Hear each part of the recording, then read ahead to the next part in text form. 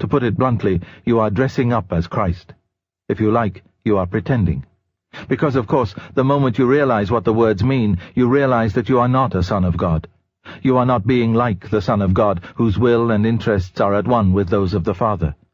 You are a bundle of self-centered fears, hopes, greeds, jealousies, and self-conceit, all doomed to death.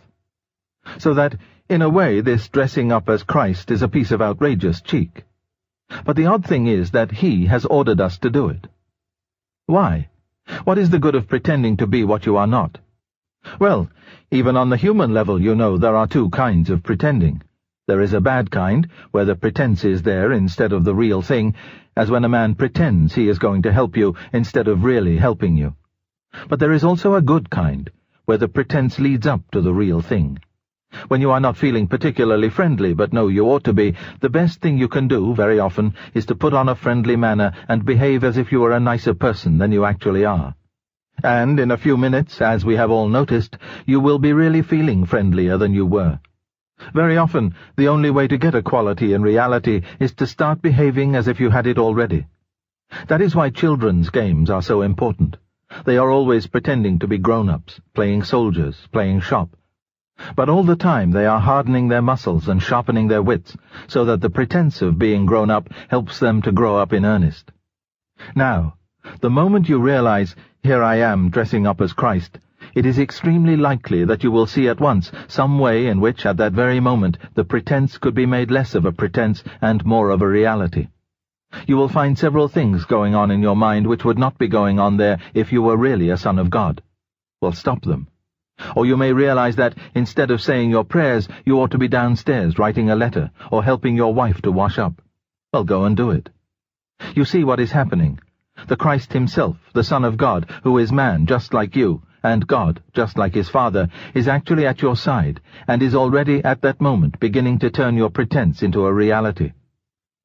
This is not merely a fancy way of saying that your conscience is telling you what to do. If you simply ask your conscience, you get one result. If you remember that you are dressing up as Christ, you get a different one.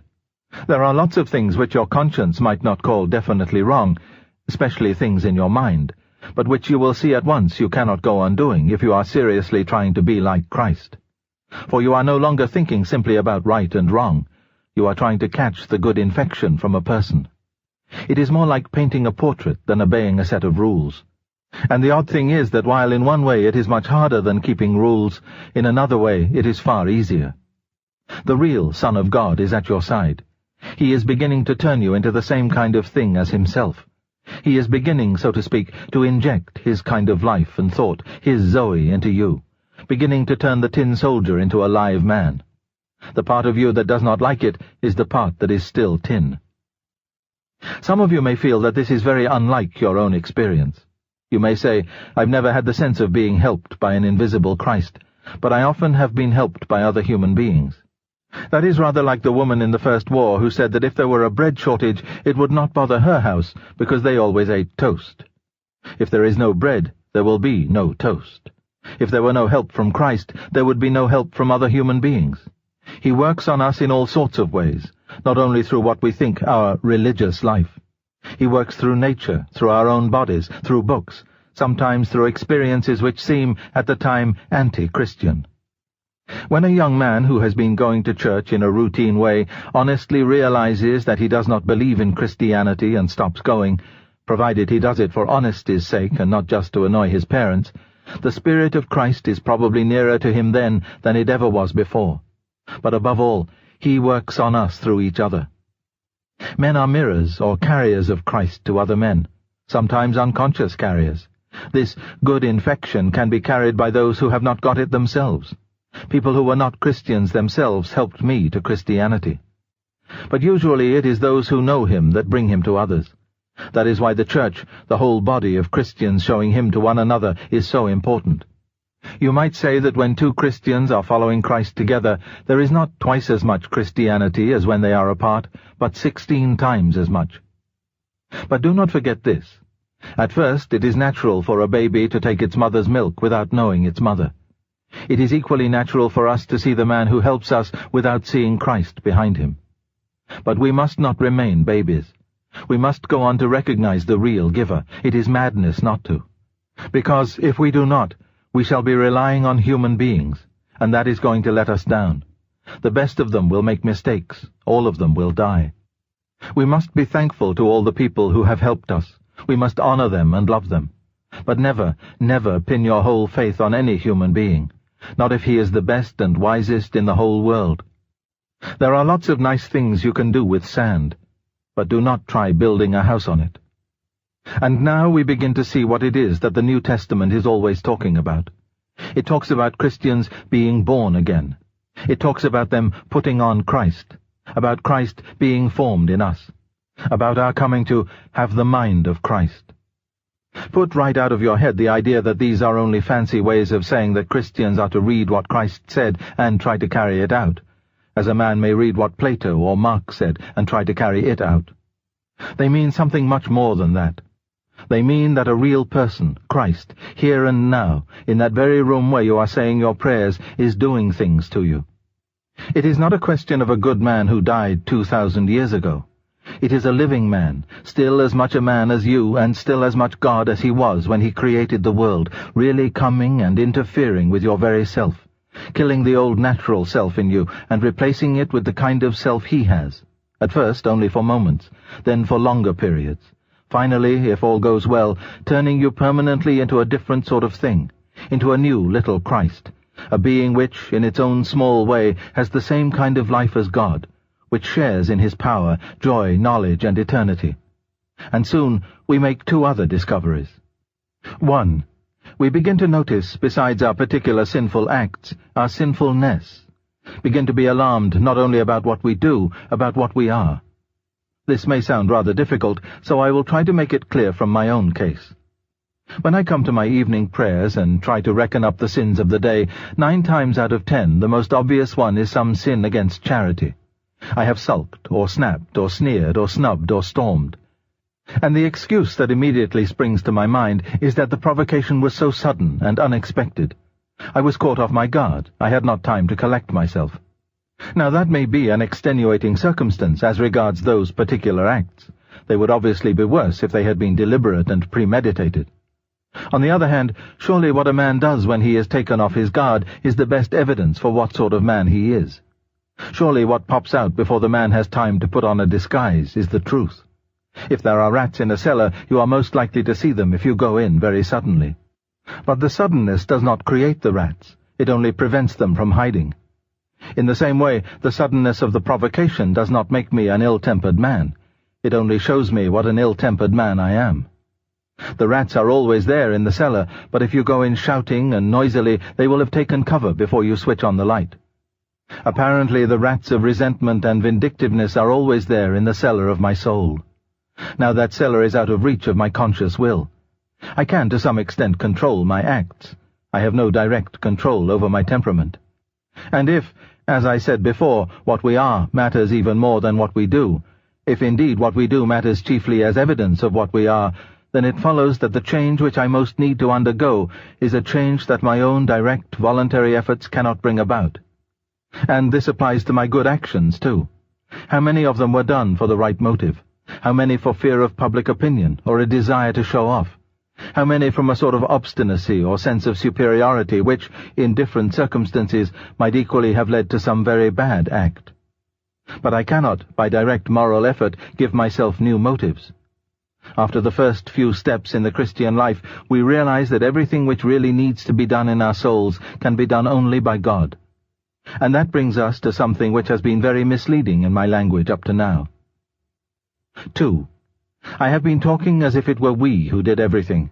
In reality, of course, it is God who does everything. We, at most, allow it to be done to us. In a sense, you might even say it is God who does the pretending.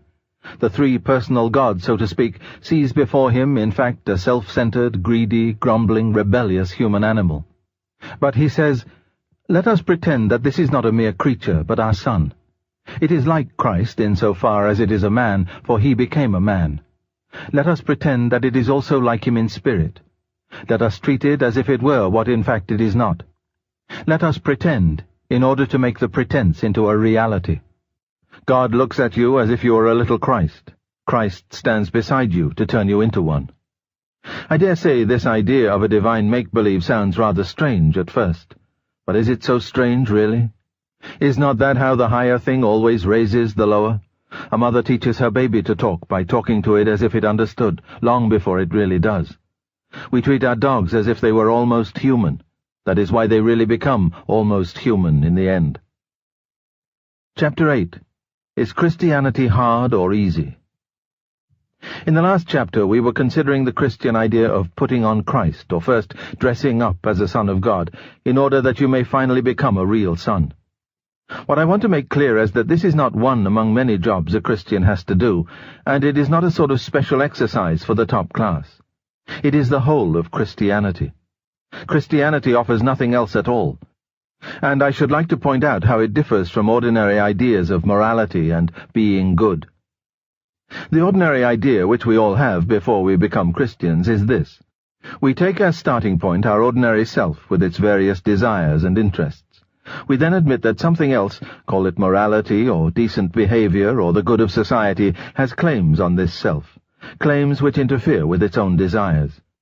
What we mean by being good is giving in to those claims. Some of the things the ordinary self wanted to do turn out to be what we call wrong. Well, we must give them up. Other things which the self did not want to do turn out to be what we call right. Well, we shall have to do them. But we are hoping all the time that when all the demands have been met, the poor natural self will still have some chance and some time to get on with its own life and do what it likes. In fact, we are very like an honest man paying his taxes. He pays them all right, but he does hope that there will be enough left over for him to live on, because we are still taking our natural self as the starting point.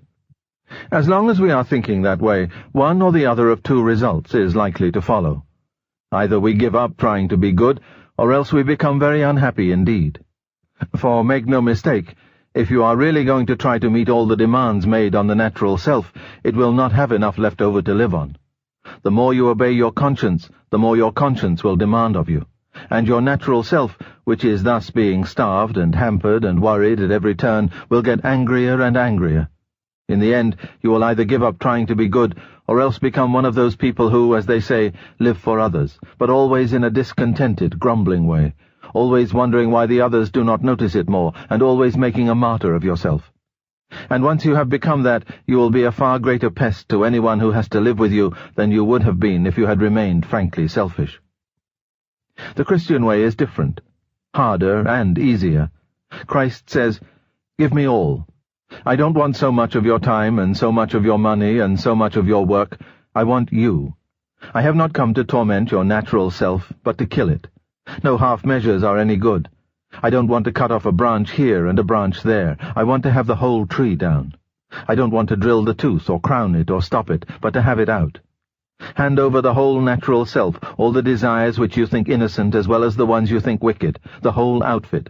I will give you a new self instead. In fact, I will give you myself. My own will shall become yours." Both harder and easier than what we are all trying to do. You have noticed, I expect, that Christ himself sometimes describes the Christian way as very hard, sometimes as very easy. He says, "Take up your cross." In other words, it is like going to be beaten to death in a concentration camp. Next minute he says, "My yoke is easy and my burden light." He means both. And one can just see why both are true. Teachers will tell you that the laziest boy in the class is the one who works hardest in the end. They mean this. If you give two boys, say, a proposition in geometry to do, the one who is prepared to take trouble will try to understand it. The lazy boy will try to learn it by heart because, for the moment, that needs less effort. But 6 months later, when they are preparing for an exam, that lazy boy is doing hours and hours of miserable drudgery over things the other boy understands and positively enjoys in a few minutes. Laziness means more work in the long run. Or look at it this way. In a battle, or in mountain climbing, there is often one thing which it takes a lot of pluck to do. But it is also, in the long run, the safest thing to do. If you funk it, you will find yourself, hours later, in far worse danger. The cowardly thing is also the most dangerous thing. It is like that here. The terrible thing, the almost impossible thing, is to hand over your whole self, all your wishes and precautions, to Christ. But it is far easier than what we are all trying to do instead. For what we are trying to do is to